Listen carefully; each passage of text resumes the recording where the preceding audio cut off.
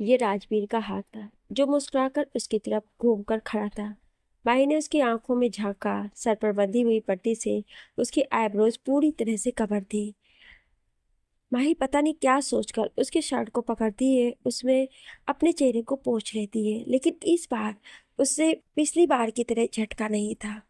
इस बार राजवीर के चेहरे पर कोई घृणा नहीं थी। माही यूं ही एकटक राजवीर की आंखों में देखती रही, फिर जाकर राजवीर से लिपट गई। ये रॉकी नहीं, उसका राजवीर था, और इस बार वो कोई गलती नहीं कर रही थी।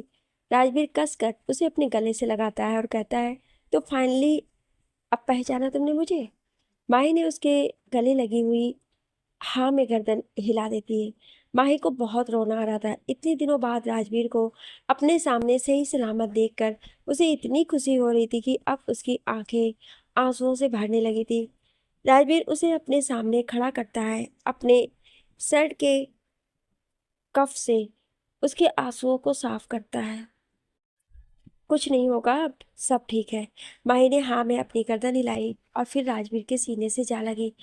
कुछ पल बाद वो बारिश जो बाहर बरस रही थी वो भी बंद हो गई, और वो बारिश जो माही की आंखों से बह रही थी वो भी बंद हो गई। अब माही बहुत रिलैक्स थी। उसका बैकबोन, उसका राजवीर वापस आ गया था। कुछ देर बाद दोनों अस्पताल में थे, जहां पर स्वीटी और नकली राजवीर दोनों एडमिट थे। राजवीर ने बताया कि उन दोनों को किसी ने मारने की कोशिश की है। आपको पता है कि इन सब के पीछे कौन है? राजवीर हाँ में अपनी गर्दन हिलाता और कहता है, हाँ, घर चलते हैं, मैं वहां तुमसे बात करूंगा। माही अब कोई सवाल नहीं पूछती है। स्वीटी की हालत तो ठीक थी, पर राजवीर इस वक्त पूरी तरह से बैंडेज में लिपटा हुआ था। शरीर को चोट के साथ साथ उसके चेहरे से राजवीर का मास्क निकालने के बाद उसकी स्किन जो डैमेज हुई थी उसे भी पूरी तरह से कवर कर दिया गया था। इस वक्त उसकी आंखों के अलावा पूरा चेहरा बैंडेज से छुपा हुआ था। माही और राजवीर दोनों घर आते ही अपने कमरे में घुसते ही माही फिर से जाकर राजवीर से लिपट जाती है। राजवीर उसे गले से लगाए वहीं सोफे पर आकर बैठता है। माही से पूछा, ओ राजवीर, मैं बता नहीं सकती मुझे कितना अच्छा लग रहा है आपको देखकर।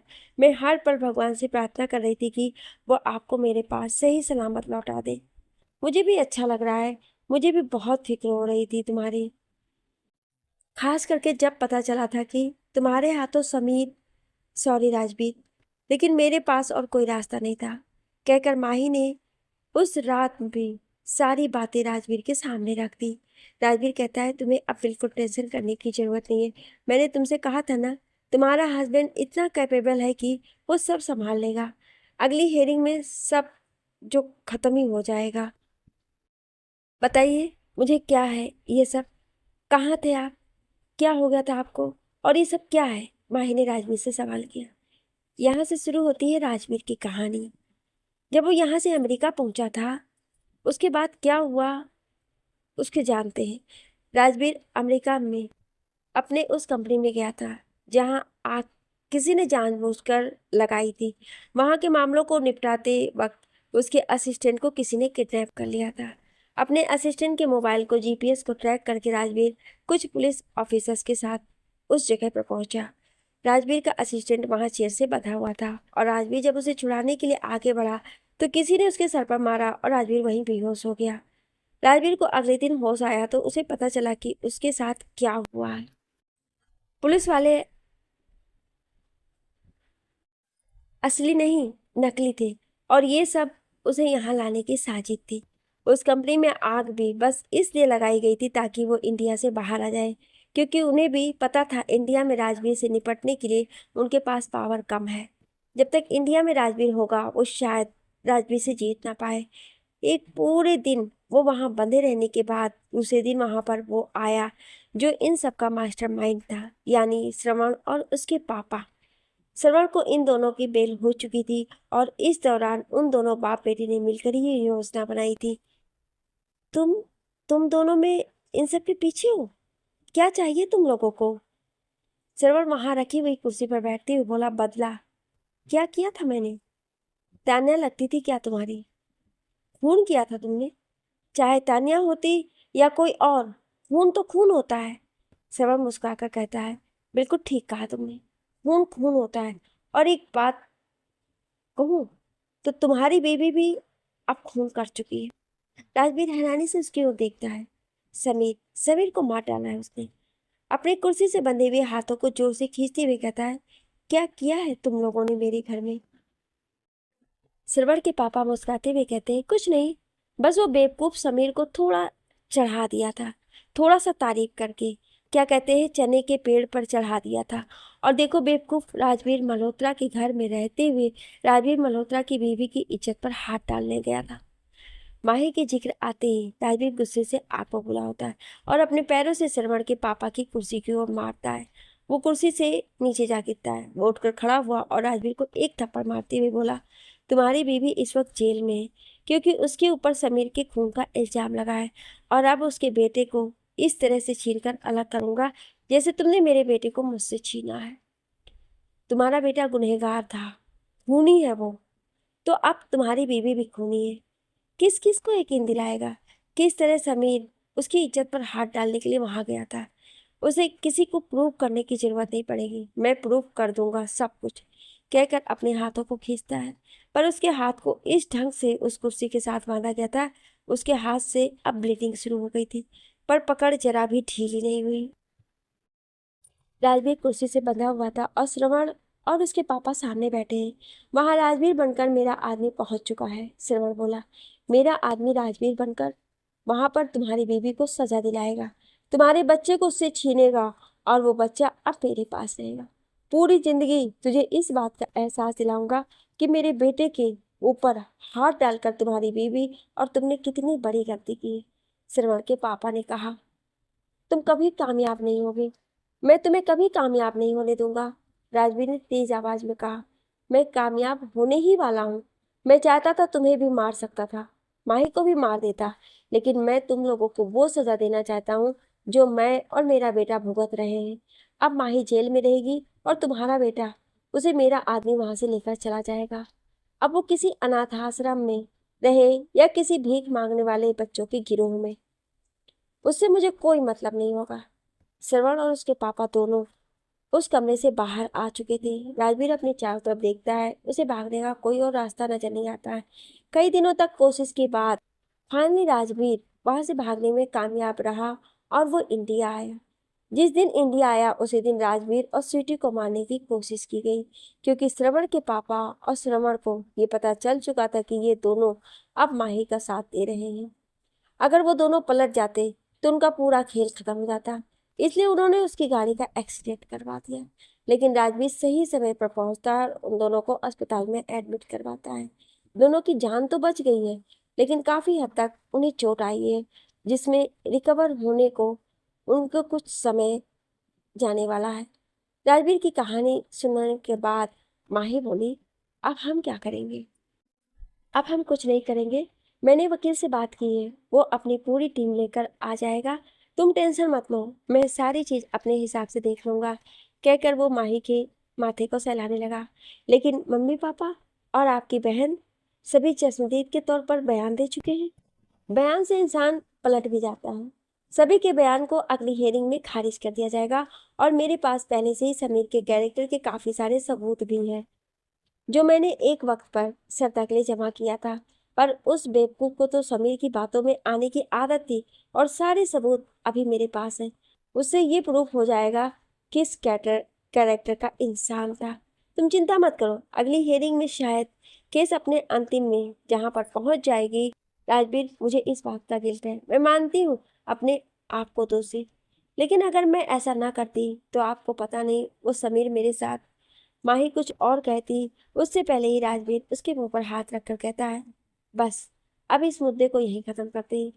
इस बारे में जो बातें होनी होगी अदालत में हो जाएगी। ना मैं तुमसे कभी कोई सफाई मांगूंगा, और ना ही तुम्हें अपने आप को मेरे सामने प्रूव करने की जरूरत है। मैं लगभग हर एक बात जानता हूँ, और जितना जानता हूँ उस नजर से मेरे लिए तुम दोषी नहीं हो। माही थोड़ा सा पीछे की तरफ पुश करती है और राजवीर की गोद में सर रखकर उसकी कमर को चारों तरफ से अपने हाथों में लपेट कर आंखें बंद कर लेती है। आज जाने उसे कितने दिन बाद चैन मिला था। उसके सर से वो चिंता हट गई थी कि अगर उसके ऊपर एक खूनी होने का इल्जाम लग गया तो उसके बेटे के ऊपर हमेशा ये कलंक रहेगा कि वो खूनी का बेटा है। पर अब राजवीर के आने से उसकी चिंता दूर हुई है। राजवीर उसके बालों को सहलाते हुए उसे सुला देता है। कुछ पल उसको देखने के बाद वो अपना फोन निकालता है और अपने काम करना शुरू कर देता है। तकरीबन 2 से 3 घंटे में उसका अपना पूरा प्लान तैयार कर रखा था। तकरीबन 8 बजे जब माही अपने आप नहीं उठी तो राजवीर उसे आवाज देता है। राजवीर, आपने आराम नहीं किया? माही जमाई लेते हुए बोली। मैं तुम्हें देखकर ही रिलैक्स हो गया। माही अपने दोनों हाथ आगे किए। राजवीर ने अपने दोनों हाथ बढ़ाकर उसके हाथों को पकड़ा और उसे सीधा खड़ा कर दिया। आपके जाने के बाद पहली बार इतने सुकून से सो पाई हूँ। राजवीर माही का हाथ पकड़ता और उसे बाहर की ओर ले जाते हुए कहता है, अब यही सुकून तुम्हारी जिंदगी में पूरी जिंदगी के लिए रहेगा। दोनों बाहर आ चुके थे। पिछले कुछ दिनों से राजवीर माही से कटा कटा सा रहता था और इस वजह से ही माही इस घर में भी नहीं रहती थी। सता ने देखा कि राजवीर जो कल तक माही को अपने से दूर झटकता रहता था, आज उसका हाथ पकड़कर डाइनिंग एरिया तक आया था। सता माही को देखते हुए कहती है, तुम्हें यहाँ नहीं आना चाहिए था। तुम्हारे लिए इस घर में कोई जगह नहीं है। माही पलट के राजवीर की ओर देखती है, जो सत्ता की बात को इग्नोर करते हुए खाने के प्लेट में खुद से खाना सर्व कर रहा था। माही उसके हाथ से चम्मच लेती है और चम्मच से राजवीर के प्लेट में खाना डालते हुए कहती है, मैं अपने घर में अपने पति के साथ हूँ। इतना आपको बता देना काफी होगा। ये तुम्हारा घर नहीं है, इस घर की बहू स्वीटी होगी। सत्ता ये बात जानती थी कि राजवीर नकली है, पर उसे अभी ये नहीं पता था कि उसके सामने इस वक्त असली राजवीर बैठा है। शादी के बाद पति का घर ही औरत का असली घर होता है। क्या यह सही है माँ? कहते हुए राजवीर चम्मच से खाना मुंह में डालता है और सुधा जी की ओर देखने लगता है। सवाल सुनने के बाद सुधा जी एक बार सबकी ओर देखती हैं, फिर अपने सर को हाँ में हिलाकर कहती है, तुम सही कह रहे हो राजवीर। जहाँ औरत का पति होता है वहीं उसका घर होता है और उसे वहीं रहना चाहिए। राजवीर गुस्से से सत्ता की ओर देखता है। माही मेरी बीवी है और फिलहाल मैं इस घर में रह रहा हूँ। इस नाते वो मेरे साथ रह रही है। मेरी प्रॉपर्टी पर आधा हक उसका है। सत्ता, तुम्हारा भी तो शादी हमने तुम्हारे पसंद के लड़के से करवाई थी। तुम्हें नहीं लगता तुम्हें भी उसके घर जाना चाहिए था? अगर तुम ऐसा करती तो आज बात कुछ और होती। भैया, आप माही को सपोर्ट कर रहे हैं। इसने समीर को मार दिया। माही ने समीर को मारा क्योंकि मारने वाला काम भी किया था उसने। तुम जानती हो ना वो माही के साथ क्या करने की कोशिश कर रहा था? पति था ना तुम्हारा। आधी रात को माही के कमरे में जाने की हिम्मत कैसी हुई थी उसकी? भैया, सरिता गुस्से से भरी आवाज में बोली। माही अपनी गर्दन झुका लेती है। कहीं ना कहीं वो अपने आप को समीर की मौत के लिए दोषी मानती थी। राजवीर उसके झुके हुए सर को देखता है और फिर उसके हाथों को अपने हाथों से पकड़कर उसकी तरफ देखते हुए कहता है, माँ दुर्गा ने भी महिषासुर का वध किया था तो ये पापियों से धरती को बचाना कहलाया था, ना कि उन्होंने गलत किया था। ये कहा गया है। समीर भी एक राक्षस था। माही की आंखों में इस वक्त आंसू थे। वो राजवीर को देख रही थी, कैसे एक बात से उसने माही के अंदर के सारे गिल्ट को खत्म कर दिया था। माही का भरोसा राजवीर पर और बढ़ रहा था और साथ में प्यार भी। राजवीर सरिता की तरफ देखकर बोला, मैं इस केस को खुद हैंडल कर रहा हूँ और आप सभी ने जो बयान दिया है कि आपने एक खून होते हुए देखा, मैं चाहूँगा अब वो बयान बदल दें। सुधा जी अपने बेटे को इस बदले रूप से हैरान थी। उन्होंने सिर हिलाते हुए कहा, बिल्कुल बेटा, जैसा तुम कहो। रंजीत जी भी अपनी बीवी की बातों में हाँ मिलाते हैं। सरिता उठकर खड़े होते हुए कहती, मैं नहीं बदलूंगी अपना बयान। माही को समीर के खून के लिए जेल जाना ही होगा। राजवीर वहां रखे हुए टिश्यू पेपर को उठाकर अपने मुंह को साफ करते हुए कहता है, ठीक है, तुमसे मेरा वकील कोर्ट में निपट लेगा। फिलहाल के लिए तो एक काम करो, मैं ड्राइवर से कह देता हूँ, वो तुम्हें समीर के घर तक छोड़ देगा। अपने ससुराल चली जाओ। पति हो ना हो पर उसका घर तो है वहां। ये मेरा भी घर है, सरिता चिल्लाते हुए कही। राजवीर वहां से 4 कदम पीछे जाता है और एक ड्रायर खोलकर उसमें से एक फाइल निकालकर सरिता के सामने रखते हुए कहता है, मल्होत्रा मेरे संभालने से पहले कि जितनी भी प्रॉपर्टी थी, पीले रंग के फाइल में प्रॉपर्टी के बारे में सारी डिटेल्स हैं और इस लाल फाइल में पैसे हैं जो तुम और तुम्हारे शरीफ समीर ने बर्बाद किए। कभी बिजनेस शुरू करने के नाम पर तो कभी डूबे हुए बिजनेस को फिर खड़ा करने के नाम पर। अगर मैं देखूं तो मैं तुम पर केस कर सकता हूं कि तुमने मेरा हिस्सा भी बर्बाद कर दिया। भैया, मल्होत्रा हमेशा प्रॉफिट में रहे हैं। नहीं, रंजीत के बीच में बोलते ही, तुम इस गलत फहमी में हो कि मल्होत्रा में सब प्रॉफिट में रहे। ऐसा नहीं। जिस दिन तुम्हारी और समीर की शादी हुई और बिजनेस पूरी तरह से राजवीर ने संभाल ली थी, उस वक्त मैं रिटायर्ड होने से पहले ये प्रॉपर्टी तुम दोनों में बांट दी थी। तुम्हारे हिस्से को समीर ने और तुमने दोनों ने अपने बिजनेस में डुबो दिया। इस वक्त जो मल्होत्रा प्रॉफिट में चल रहा है और राजवीर का मल्होत्रा है। पापा ये कैसी बातें कर रहे हैं? आप ऐसा कैसे कर सकते हैं? क्या करता मैं? बता मुझे। तुमने ही कहा था ना कि तुम्हें अपनी प्रॉपर्टी का हिस्सा चाहिए। मैंने कर दिया था। उसी टाइम पर तुम दोनों के प्रॉपर्टी के बराबर के बंटवारे में तुम्हारे हिस्से का समीर बिजनेस में पैसे इस तरह से डुबाता रहा मानो उसे कोई फिक्र ही नहीं थी कि करोड़ों कहाँ जा रहे हैं। तुम भी ये बात अच्छी तरह से जानती हो। तुम्हें क्या लगा कि राजवीर कमाएगा और उसको पैसे देगा बिजनेस के लिए? मैं नहीं मानती इन बातों को। ये बात समीर जानता था। उसने तुमसे क्यों छुपाई कि मैं नहीं जानता? और राजवीर ये नहीं चाहता था कि तुम ये समझो कि तुम्हारे पास कुछ नहीं है। तुम पूरी तरह से खाली हाथ हो, इसलिए राजवीर ने तुम्हें नहीं बताया। श्रद्धा गुस्से से उठकर जाने लगती है। राजवीर कहता है, अपना बयान बदल दो या तो फिर अपने पति का घर चुन लो। श्रद्धा फिर से पलटकर राजवीर के सामने खड़े होते हुए कहती है, अपनी बीवी के लिए अपनी बहन के साथ आप ऐसा कैसे कर सकते हैं? क्या भाई ऐसे होते हैं? भाई कैसे होते हैं मैं नहीं जानता, पर मैं इतना जरूर जानता हूँ, इसी बहन के लिए मैंने अपनी बीवी को छोड़ दिया था एक वक्त पर, सिर्फ इसलिए क्योंकि मेरी बहन ने कहा था कि वो खुश नहीं रहेगी अगर ये इस घर में माही रहेगी। लेकिन अगर मेरी बहन को इस बात की कदर नहीं उसका भाई खुश है या नहीं, तो मुझे लगता है कि मुझे भी थोड़ा सा खुदगर्ज होना चाहिए। श्रद्धा की नजरें झुक जाती हैं। उसने हाँ में अपनी गर्दन हिलाई और कहा, ठीक है, मैं अपने बयान से वापस ले लूंगी, लेकिन मैं ही मानती इस बंटवारे को जहां पर मेरे हाथ में कुछ ना आए। राजवीर माही के हाथ को पकड़कर वहां से चला जाता है। उसके लिए इस वक्त पैसे और उसके बंटवारे को लेकर लड़ना जरूरी नहीं था।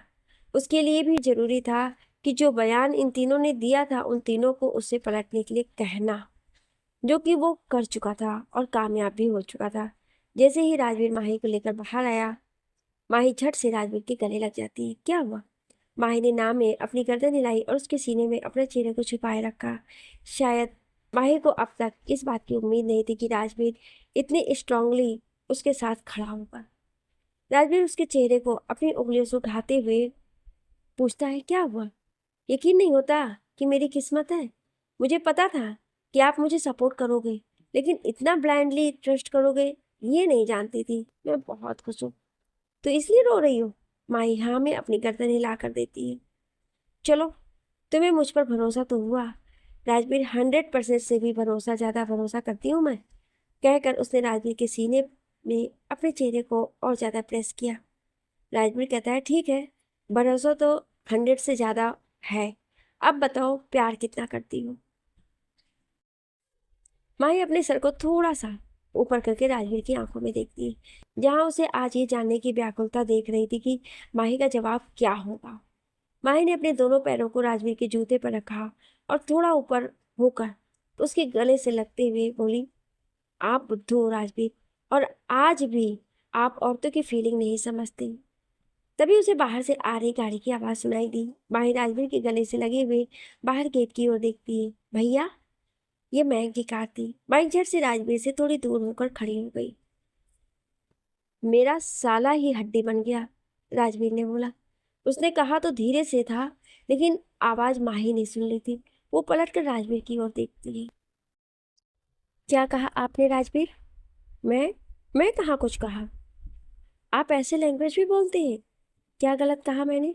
मेरा साला ही तो हड्डी बन गया यार। अभी तुम लव कॉन्फ्रेंस कर रही थी मुझसे और तुम्हारा भाई आ गया। साले को यही टाइम मिला था आने का। राजवीर, माही अपने कमर पर हाथ रखकर बोली। माही, चलो चलते हैं तुम्हारे भाई से मिलने के लिए, कहते हुए उसके कंधे पर हाथ रखकर आगे बढ़ जाता है। मैं कार से उतरते ही सामने राजवीर और माही को देखता है, जो उसे मिलने के लिए आ रहे थे। राजवीर का हाथ माही के कंधे पर था। इसका मतलब कि जो वो सोच रहा था और जो उसे खबर मिली थी कि असली राजवीर आ चुका है, वो सच था। मयंक अपने चेहरे पर मुस्कुराहट लेकर अपने कदम उन दोनों की ओर बढ़ा देता है। आगे आते ही पहले माही उसके गले लगती है, फिर मयंक राजवीर की ओर देखता है, मानो खुद भी इस चीज को सुनिश्चित कर लेना चाहता हो कि सच में राजवीर है।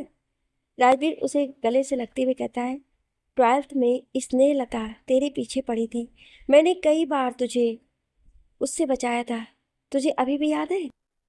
मयंक झट से राजवीर से अलग होता है और फिर उसे घूर कर देखता है। उसके गले लगकर उसकी पीठ पर 2-3 बार मुक्के से मारता हुआ बोलता है, यार तू आ गया, तुझे पता नहीं यहाँ पर क्या क्या हो गया है, सब पता है मुझे, तू चिंता मत कर, सब ठीक हो जाएगा। तुम दोनों कहीं जा रहे थे? मयंक बोला, हाँ, मैं अपने वकीलों से मिलने के लिए जा रहा था, मैंने सोचा माही को भी साथ में ले चलता हूँ, अगर कुछ पूछना हो तो सामने माही होगी तो अच्छा होगा, मेरी जरूरत है तो मैं भी चलूँ? माही कहती है, आपके पास टाइम है तो चलिए ना भैया। राजवीर माही को कंधे से पकड़कर थोड़ा पीछे करते हुए कहता है, उसके पास अपने काम होंगे, जाने दो उसे। मयंक एक बार उन दोनों की ओर देखता है। उनकी अभी भी शादी हुई थी और कुछ दिनों बाद इतना सब कुछ हो गया, इसलिए वो उन्हें डिस्टर्ब नहीं करना चाहता था। बाद में मिलने का कहकर वहीं से अपनी गाड़ी रिटर्न ले लेता है। आपने भैया को हमारे साथ चलने के लिए क्यों नहीं कहा? माही ने कहा। माही, अभी कोई मुझे लेक्चर दे रहा था कि मुझे औरतों के मन की बात नहीं समझ में आती है, और अभी कोई खुद को नहीं समझ रहा कि इतने दिनों बाद आया हूँ, कुछ टाइम तुम्हारे साथ स्पेंड करना चाहता हूँ। माही अपने आंखों को छोटा करके अपने मुंह बनाती है और राजवीर के नजदीक आकर स्मेल करने की कोशिश करती है। अब ये क्या कर रही हो तुम? मैं सूंघ रही हूँ कि अमेरिका में कोई ड्रग्स तो नहीं ले लिया था आपने? क्यों? राजवीर एक आईब्रो उठाकर कहता है, नहीं, आपके भी तो ऐसी बातें करते नहीं थे, और वक्त के साथ इंसान मेच्योर होता है और आप चाइल्डिश लग रहे हैं। इस बार मुंह बनाने की बारी राजवीर की थी। उसने ना में अपनी गर्दन हिला दी। माही मुस्कुराकर उसके हाथ को पकड़कर कहती है, अब यही लेट करना है या कल चलना है? तुम्हें मैं बाद में बताऊंगा, अभी फिलहाल मुझे सच में वकीलों से मिलने जाना है। और अपनी गाड़ी की तरफ चला जाता है।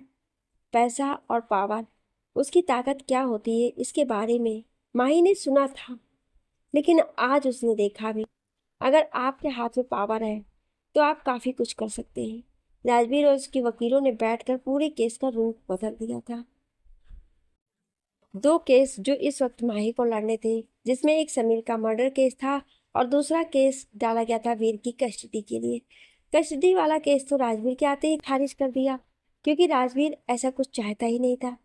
मर्डर केस को सिर्फ सेल्फ डिफेंस में इस तरह से मोड़ दिया गया कि माही एक टक सिर्फ राजवीर को ही देख रही थी।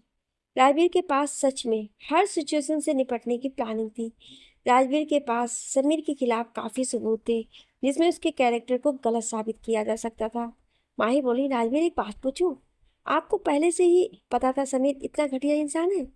मैंने सरिता के लिए सारे सबूत जमा किए थे और उसे मैं दिखाया भी था, पर उसकी आंखों पर समीर के प्यार का वो चश्मा था जो इन सबूतों को देखने के बाद भी नहीं टूटा।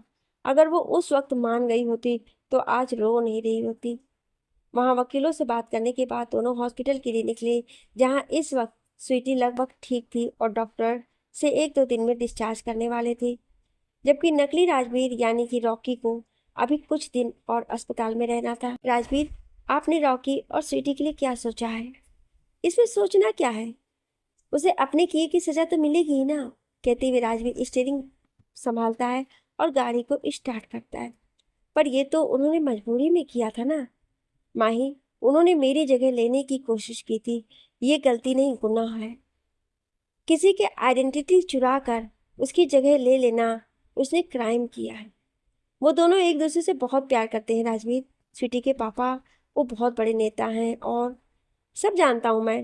राजवीर माही के बात को काटते हुए कहता है, मैंने पता लगा लिया है दोनों के बारे में, भले ही दोनों के बैकग्राउंड में कोई भी जुर्म ना हो, बट पहले या आखिरी जुर्म तो जुर्म होता है ना। राजवीर की बात सुनकर माही का चेहरा छोटा हो जाता है और वापस मुंह लटकाकर सीट पर अपनी जगह पर बैठ जाती है। अब तुम्हें क्या हुआ? मैं नहीं चाहती कि उन्हें सजा मिले, मुझे उनकी मदद करनी है। वो तुम कैसे करोगे? रॉकी के पास इतने पैसे नहीं है कि वो कहीं और स्वीटी को लेकर जा सके।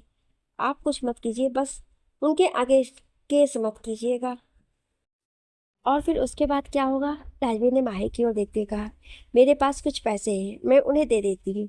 वो दोनों यहाँ से दूर चले जाएंगे और अपनी दुनिया बसा लेंगे। माही बड़ी मुस्कुराहट चेहरे पर लाकर राजवीर की ओर देखते हुए कहती है, उन दोनों ने तुम्हारी जिंदगी को बर्बाद करने की कोशिश की थी और तुम उसकी जिंदगी बनाना चाहती हो। अब तक हॉस्पिटल आ गया था। राजवीर कार से बाहर निकला। दूसरी तरफ से माही कार से बाहर निकलती है, राजवीर की तरफ अपना हाथ बढ़ाते हुए कहती है, उन्होंने बर्बाद करने की कोशिश की थी, लेकिन कर तो कोई और रहा था ना। वो तो सिर्फ एक मोहरा था। राजवीर माही के हाथ को पकड़ता अस्पताल के अंदर जाने लगता है। माही बहुत धीरे धीरे चल रही थी और ये राजवीर नोटिस कर रहा था। वो पलटकर अपने हाथ बांधकर माही के सामने खड़े हो जाता है। माही उसके बंधे हुए हाथ पर अपना हाथ रखते हुए कहती है, प्लीज सपोर्ट करिए ना उसे, ही नीड्स आवर हेल्प। दो प्यार करने वालों को अलग नहीं करना चाहिए ना। राजवीर माही की बात को ठुकरा नहीं पाता है। उसने अपनी पलकें झुकाकर कहा, ओके। माही झट से राजवीर के हाथ को पकड़कर अब तेज कदमों के साथ अस्पताल में अंदर स्वीटी के कमरे की ओर बढ़ गई। राजवीर भी उसके पीछे पीछे उसे ही देखकर मुस्कुराते हुए उसके पीछे पीछे चला जा रहा था। स्वीटी क्योंकि ठीक थी तो आज रॉकी से मिलने के लिए आई थी। वहीं स्वीटी के इस अस्पताल में रहने की खबर कहीं और भी पहुंच चुकी थी और वहां से तैयारी चालू थी स्वीटी को यहाँ से वापस लेकर जाने की। मैंने कहा था तुमसे, ये लोग हमें धोखा देंगे। देखो, हमें मारने की कोशिश की इन्होंने, कहकर स्वीटी राजवीर के हाथों को पकड़ती है। मैं तो बच गया, लेकिन ये भी जानता हूँ अब तक खबर तुम्हारे पापा तक पहुंच चुकी होगी और वो तुम्हें फिर से ले जाने आएंगे। फिर तुम्हारे बिना जी के क्या करूँगा? मैं अलग नहीं होने दूंगा तुम दोनों को। बस उसके बदले में तुम्हें अदालत में अपना गुनाह कबूल करना होगा। ये एक्सेप्ट करना है कि तुम्हें यहाँ पर किसने भेजा है और क्या रीजन है। तुम्हें सिर्फ सच कहना है ताकि मुझे सजा हो जाए और मेरी स्वीटी उस नेता की बीवी बन जाए। सजा से बचाना और स्वीटी को उस नेता से शादी ना होने देना दोनों मेरी जिम्मेदारी है। फिलहाल स्वीटी मेरे घर पर रहेगी, मेरी बहन बनकर, लेकिन तुम्हें अपने गुनाह कबूल करना होगा। मैं अपने वकीलों से बात किया है, वो तुम्हें सजा नहीं होने देंगे। तुम मजबूरी में ये सब कर रहे थे, वो अपने दाव पेज में साबित कर देंगे। यही नहीं, राजवीर तुम्हारी हेल्प करेगा स्वीटी के साथ सेटल होने में। माही झट से बोली। रॉकी राजवीर की ओर देखता है। राजवीर हाँ में गर्दन हिलाते हुए कहता है, अब जब माही ने बोल दिया तो करना ही पड़ेगा। तो तुम चिंता मत करो, प्यार करते हो स्वीटी से, उस प्यार के लिए इतना कर दूंगा मैं तुम्हारा एक एक पैसा लौटा दूंगा। बिल्कुल, बिजनेसमैन हूँ, घाटे का सौदा करता भी नहीं। लेकिन तुम्हें पैसे भी कैसे लौटाओगे, अभी मैं तुम्हें बताता हूँ। रॉकी राजवीर की बात मानने को तैयार हो जाता है। राजवीर रॉकी से श्रवण के पापा और श्रवण के खिलाफ बयान देने के लिए मना लेता है। स्वीटी और रॉकी दोनों भी राजवीर की बात मानने को तैयार थे। इसके बदले में राजवीर स्वीटी को उसके पापा से उन दोनों की हेल्प करेगा। रॉकी से बात करके राजवीर और माही जब बाहर निकले तो स्वीटी उनके पीछे आई। माही पलट कर देखती है। स्वीटी तेज कदमों से उनकी तरफ आई और उसके सामने खड़े होते हुए बोली, अपने हाथ जोड़ते हुए बोली, thank you so much. Rocky बुरा आदमी नहीं है, बस हालात ही ऐसे हैं कि वो समझ नहीं पा रहा था कि क्या सही है और क्या गलत है। हमें सिर्फ ये समझ में आ रहा है कि हम साथ रहें। क्या तुम अपने पापा से मिलना चाहती हो? स्वीटी दो कदम पीछे जाती है और कहती है, नहीं, बिल्कुल नहीं। उन्हें मेरे बारे में अब तक पता चल चुका होगा। मैं तो अभी भी डर रही हूँ कि वो कब किस घड़ी मुझे यहाँ से लेकर ना चले जाए। मैं जा रहा हूँ देहरादून, तुम मेरे साथ चलो, राजवीर बोला। माही राजवीर की तरफ देखते हुए कहती है, आप क्या करने की कोशिश कर रहे हैं राजवीर? माही, किसी भी चीज से भागना सॉल्यूशन नहीं होता है। यहाँ से भागकर कहीं और जाएंगे। जिंदगी भर किसी से छुप के या चोरी चोरी नहीं जिया जा सकता है। मैं बात करूंगा, मैं प्रॉमिस करता हूँ कि मैं तुम्हारे पापा को मना लूंगा तुम दोनों की शादी के लिए। आपको लगता है पापा मानेंगे? स्वीटी ने कहा। तुम मेरे साथ चलोगी? स्वीटी ने हाँ में अपने गर्दन हिला दिया। माही कार में बैठती ही अपना फोन निकालती है, अपने पापा को कॉल लगाती है। कॉल कनेक्ट होते ही राजवीर को अपने करीब खींचकर बिठाती है। राजवीर माही के मम्मी पापा से बात करता है। तभी वीर की आवाज आती है। वीर भी कैमरे में आया और अपनी मम्मी पापा को देखकर खुश हो गया। पापा, आप कब आए? मैं 2 दिन पहले आया बेटा। कैसे हो? मैं ठीक हूँ पापा। नाना जी, हम पापा के पास कब जाएंगे? कहते हुए उसने अपने नाना जी की तरफ देखा। आप आ जाइए पापा, यहाँ पर सब कंट्रोल में है। ठीक है बेटा, हम आज शाम की फ्लाइट से निकल जाएंगे, कहकर माही फोन कट कर दी और राजवीर के कंधे पर अपना सर रखकर अपनी आंखें बंद कर लेती। क्या हुआ, थक गई? नहीं, आज बहुत अच्छा लग रहा है। राजवीर अपने कंधे को थोड़ा सा पीछे खींच लेता है। माही, क्योंकि उसके कंधे पर रख के लेटी हुई थी, अचानक नीचे की तरफ गिरती। राजवीर उसे पकड़कर अपनी तरफ खींचता है। इस वक्त माही राजवीर के सीने पर अपने सर को रखे हुए कार के सीट पर अपने पैर को टिकाकर बैठी हुई थी। बस 2-4 दिन और एक बार श्रवण के पापा से डील हो जाए, फिर ये सभी सॉल्व हो जाएगा। फिर तुम हर इल्जाम से आजाद हो। कैसे डील? माही पूछी। उसे ये पता चलेगा कि राजीव मल्होत्रा क्या करता है दुश्मनों के साथ। क्या करेंगे आप राजवीर? माही, हम बिजनेसमैन जो होते हैं ना, हमारे लिए हमारा बिजनेस बहुत कुछ होता है। समझो हमारी पूरी इज्जत और जिंदगी इस बिजनेस से जुड़ी हुई होती है। उसका बिजनेस डिस्ट्रॉय कर दूंगा पूरा। लेकिन एम्प्लॉयज भी तो वहां पर काम करते हैं और सभी बेरोजगार हो जाएंगे। राजवीर उसको अपने पास से हटाकर सीट पर बिठाते हुए कहता है, यार, तुम्हारे साथ कुछ भी डिस्कस करना इट मीन्स मैं क्या करूं फिर? इतना हम सोचने लगे तो हो गया मेरा फिर। हाँ, राजवीर सोचना पड़ेगा ना। अगर उसका बिजनेस तबाह हो गया, उसके वहां पर जो सैकड़ों लोग काम करते हैं वो सारे बेरोजगार हो जाएंगे। माही, तुम काम क्यों नहीं करती? अपना बिजनेस छोड़ो और सोशल वर्क पर लग जाओ। नहीं, तुम एक काम करो, सबका दरवाजा जाके ठोको। उनसे पूछो आपको कोई दिक्कत है, आपकी कोई समस्या है। फिर जब तुम्हें अपनी समस्याएं बताएं तो तुम उसे सॉल्व करते रहो। ये तुम्हारे लिए सबसे बेस्ट काम होगा। माही जानती थी राजवीर से इरिटेट हो गया है। वो अपनी जगह से उठी और राजवीर की गोद में बैठते हुए अपने हाथ को उसके मुंह पर रखकर बोली, अब एक शब्द और आपने बोला तो मैं नाराज हो जाऊंगी। राजवीर उसकी आंखों में देख रहा था। माही के चेहरे पर एक शरारत भरी मुस्कुराहट थी। मैं कुछ बातों को अपने हिसाब से हैंडल करना चाहता हूँ, और सच में मैं नहीं चाहता कि तुम इसमें फंसो। राजवीर के चेहरे पर एक सीरियसनेस थी। माही के चेहरे की मुस्कुराहट गायब हो गई। वो बोली, राजवीर, मैं तो बस उन वर्कर के लिए, तुम्हें सिर्फ अपने वीर की या मेरी परवाह करने की परमिशन है। दुनिया बहुत बड़ी है और तुमने किसी का ठेका लेकर नहीं रखा है, और ना ही मैंने। This is final, okay?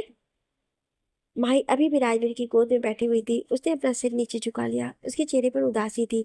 Rajveer उसके फेस को अपनी तरफ घुमाते हुए कहता है, तुम्हें मुझ पर गुस्सा आ रहा है?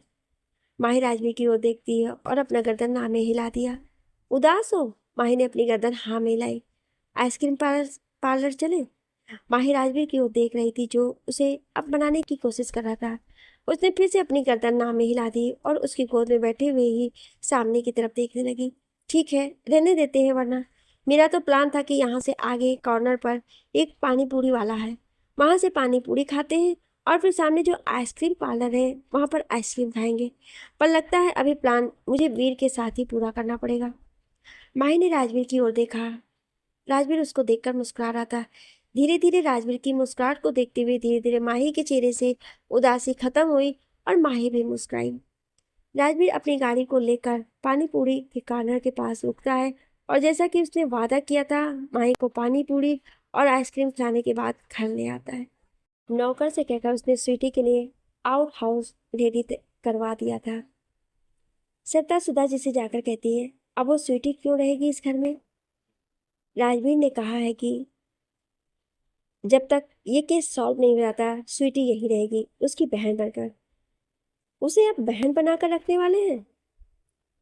भाई, इस बहन को तो अपना फर्ज निभा नहीं रहे हैं, उस माही के गुलाम बनते जा रहे हैं, और एक और नई बहन मिल गई उन्हें, कहकर सरिता मुस्कुरा देती है। सरिता, बड़ा भाई है तुम्हारा और माही भाभी है। जब बात करो तो इज्जत रखो अपनी भाषा में। अब कुछ मुझे सिखाने की जरूरत नहीं पड़नी चाहिए। इस घर में सब कुछ सिखाया है। तमीज तो भाई और उस माही, नहीं नहीं, भाभी, उस भाभी के पास जो है। मैं तो अब मैनरलेस हो गई ना। सुधा जी को सरिता पर गुस्सा आ रहा था, पर फिलहाल उनकी भी तबीयत वैसी नहीं थी कि वो ज्यादा बात करे। वो उठकर अपने कमरे की ओर चली जाती हैं। आने दो स्वीटी को, इस घर की बेटी सिर्फ मैं हूँ। उस स्वीटी को तो बिल्कुल नहीं बने दूंगी, सरदा ने कहा। राजवीर अपने स्टडी रूम में कुछ काम कर रहा था जब उसके फ़ोन पर किसी को कॉल आया। फ़ोन रिसीव करने वाले ने बताया कि स्वीटी के पापा इन दिनों अपने राजनीति के काम से शहर से बाहर हैं, तो अभी उनसे मिलना देहरादून में पॉसिबल नहीं हो पाएगा। राजवीर फ़ोन रखता है और अपनी आंखें बंद करके कुछ सोचता है, फिर उसके चेहरे पर एक मुस्कुराहट आती है। राजवीर ने अपने सेक्रेटरी को कॉल लगाया और कुछ काम बताया और उसके बाद राजवीर अपने काम में लग जाता है। अपने काम को ख़त्म करके जब वो स्टडी रूम से बाहर जाने लगता है तो उसका सेक्रेटरी उसे कॉल करके बताता है कि उसने राजवीर के दिए हुए काम को कर दिया है। राजवीर खुश होकर अपने कमरे की ओर बढ़ता है। माही कपड़ों को तय करके अलमारी में रख रही थी। राजवीर जाकर उसे बैग हक करते हुए कहता है, अब कैसा मूड है तुम्हारा? माही आगे की तरफ पलटती है, राजवीर के गले में अपने हाथों को लपेटकर उससे कहा, वो तो आपके ऊपर डिपेंड करता है, तो तुम्हारा मूड बनाने का एक अच्छा आइडिया है मेरे पास। माही अभी मुस्कुराकर राजवीर को ही देख रही थी। राजवीर झुका, उसे अपनी गोद में लिया और ड्रेसिंग टेबल के मिरर के पास लाकर खड़ा करते हुए कहा, कल दोपहर की हमारी फ्लाइट है, हम कहीं जा रहे हैं। माही ने आईने में से ही राजवीर को देखते हुए कहा। राजवीर उसके बालों को समेटकर ऊपर बांधते हुए कहता है, यस, हमारा हनीमून इन सब चक्कर में अधूरा रह गया था। लेकिन हम तो देहरादून जाने वाले थे ना? माही ने कहा। हाँ, पर स्वीटी के पापा अभी वहाँ नहीं हैं, इसलिए एक हफ्ते के लिए मैं, तुम और वीर तीनों इंडिया से बाहर जा रहे हैं। सारे अरेंजमेंट हो गई है, तुम सुबह उठकर पैकिंग कर लेना। माही राजवीर के गले लग जाती है। आखिर पहली बार वो राजवीर के साथ कहीं जा रही थी। माही खुश होकर राजवीर की ओर मुस्कुराकर देखने लगती है। राजवीर ने उसके चेहरे को थोड़ा सा ऊपर किया और उसके चेहरे की तरफ झुकने लगा। माही ने अपनी आंखें बंद की। माही भी अब राजवीर को खुद से दूर नहीं करना चाहती थी और दोनों अपने छोटे से प्यार के सफ़र पर जाने के लिए तैयार हो गए। राजवीर क्योंकि अब इंडिया के बाहर जाने वाला था, इसलिए उसने अपने ही घर के आउट हाउस को क्लीन करवाकर पूरी सिक्योरिटी के साथ रॉकी को वहाँ पर शिफ्ट करवा दिया था। श्रवण के पापा से रॉकी को बचाना अब राजवीर की जिम्मेदारी थी। पूरी सिक्योरिटी के साथ, अस्पताल के सारी सुविधाओं के साथ अब रॉकी इस आउट हाउस में रहने वाला था। स्वीटी भी इस आउट हाउस में रहने के लिए आ गई थी। सरदा को जब पता चला कि दोनों यहाँ पर शिफ्ट हो चुके हैं तो वो उनसे मिलने के लिए आउट हाउस में आती है। राजवीर के चेहरे पर अभी भी पट्टी थी, इसलिए सरदा ने अब तक राजवीर का चेहरा और रॉकी का चेहरा तो नहीं देखा, पर वो कुछ पल स्वीटी को देखकर वापस आ गई। रॉकी स्वीटी से कहता है, तुम्हें ये थोड़ी अजीब नहीं लगती? स्वीटी राखी के बगल में बैठती हुई कहती है, मुझे तो इस घर में राजवीर और माही को छोड़कर सब अजीब लगते हैं। कहकर दोनों हंसने लगे। माही, वीर और राजवीर तीनों दोपहर में घर से निकल जाते हैं। अब वो एक हफ्ते के बाद ही इंडिया लौटने वाले थे। राजवीर और माही एयरपोर्ट से बाहर आए। बाहर उनकी गाड़ी इंतजार कर रही थी। वीर का हाथ थामे माही बैक सीट पर जाकर बैठती है और दूसरी तरफ से राजवीर भी आकर बैठता है। गाड़ी किसी बड़े से होटल के पास ना रुककर एक विला के अंदर जाती है। माही ने विला की तरफ देखते हुए कहा, राजवीर, हम होटल में रुकने वाले थे ना? ये भी होटल ही है माही, यहाँ पर इस तरह के विला को रेंट पर दिया जाता है। हम तो किसी होटल में भी कमरा ले लेते। ड्राइवर ने गाड़ी रोक दी। राजवीर सामान का बैग निकालता है और कहता है, बिल्कुल, हम किसी होटल में भी कमरा ले लेते। फिर वो माही के कान में धीरे से कहता है, और ये बताओ, क्या तुम अकेले वीर को किसी एक कमरे में रहने देती? माही ने सवालिया नजरों से राजवीर की तरफ देखा। अब मैं हनीमून पर अपनी बीवी को लेकर आया हूँ तो ऑफ कोर्स मैं नहीं चाहूँगा कि हमारा बेटा बीच में सोए। कहते हुए राजवीर आगे निकल गया। वीर भी उसके पीछे पीछे उछलते कूदते चला गया, जबकि माही उसी जगह पर खड़ी राजवीर को जाते हुए देख रही थी। राजवीर जब थोड़ा आगे गया तो पलटकर माही की तरफ देखता है और फिर अपना दोनों आईब्रोज उठाकर कहता है, कैसा लगा आइडिया? माही शर्माकर मुस्कुराती है और अपना गर्दन नीचे करके विला के अंदर आ जाती है। छोटा सा विला था, बिल्कुल घर के जैसा माहौल था। माही ने देखा विला के चारों तरफ सिक्योरिटी अच्छी तरह से लगी हुई थी। जगह जगह पर सीसीटीवी कैमरे भी थे। यहाँ तो अच्छी पूरी सिक्योरिटी थी। माही बोली, हाँ, पिछली बार जो हुआ उसके बाद मुझे लगता है कि हमें थोड़ी सी एहतियात रखने की ज़रूरत है। कहकर उसने माही का हाथ थामा और वीर की तरफ देखते हुए बोला, चलो चैम, तो मैं तुम्हारा कमरा दिखाता हूँ। वीर अब तक कभी अकेले कमरे में नहीं रहा था। और राजवीर का विला लेने का मकसद भी यही था कि वीर को अकेले न रहना पड़े। जो कमरा उन्होंने लिया था उसे इस तरह से डिजाइन किया गया था कि बच्चों के साथ उस कमरे में रहना पति पत्नी के लिए कंफर्टेबल हो। वाह, मुझे नहीं पता था लोग इतने क्रिएटिव भी होते हैं, माही ने कहा। तुमने सुना नहीं, आवश्यकता ही आविष्कार की जननी है। बिल्कुल बिल्कुल सुना है मैंने, कहकर माही कमरे को देखने लगी। इधर रॉकी को चेक करने के लिए डॉक्टर विला पर आए थे। आउट हाउस में उन्होंने रॉकी को चेक किया और उसके चेहरे से बैंडेज को हटाया। उसका चेहरा काफी हद तक पहले की तरह हो चुका था। कहीं कहीं पर छोटे मोटे रैशेस थे जिस पर लगाने के लिए उन्होंने ऑइंटमेंट देकर क्या क्या परहेज रखना है ये सब स्वीटी को समझा दिया था। स्वीटी इतने दिनों बाद रॉकी को फिर से अपने रूप में देखकर उसके गले से लग जाती है। क्या हुआ, इतना प्यार आ रहा है तुम्हें मुझ पर? स्वीटी अपने दोनों हाथों को रॉकी के पीठ पर कसते हुए कहती है, तुम्हें बता नहीं सकती मैं कितनी डरी हुई थी जब अस्पताल में थी। तुम्हें कुछ हो जाता तो? कुछ नहीं होता मुझे। स्वीटी जैसे ही रॉकी से अलग हुई, रॉकी उसके आंसू को पोंछते हुए कहता है, अब मत रोना, सब ठीक है। अब बस एक बार तुम्हारे पापा मान जाएं और हमारी शादी हो जाए, फिर सच में इतनी मेहनत करूंगा कि राजवीर का एक एक रुपया उसे लौटा दूंगा। वो दोनों बहुत अच्छे हैं रॉकी। तभी पीछे से आवाज आई, डॉक्टर चले गए चेक करके? स्वीटी पलट के पीछे देखती है और उठकर खड़ी हो जाती है। सामने सरदा खड़ी थी। सरदा की नजर स्वीटी पर थी। स्वीटी को मुस्कुराकर देखने के बाद उसने रॉकी की ओर देखा। आज पहली बार सरदा रॉकी का चेहरा देख रही थी। इससे पहले उसने 2-3 बार रॉकी को देखा था, लेकिन हर बार उसके चेहरे पर पट्टी हुआ करती थी।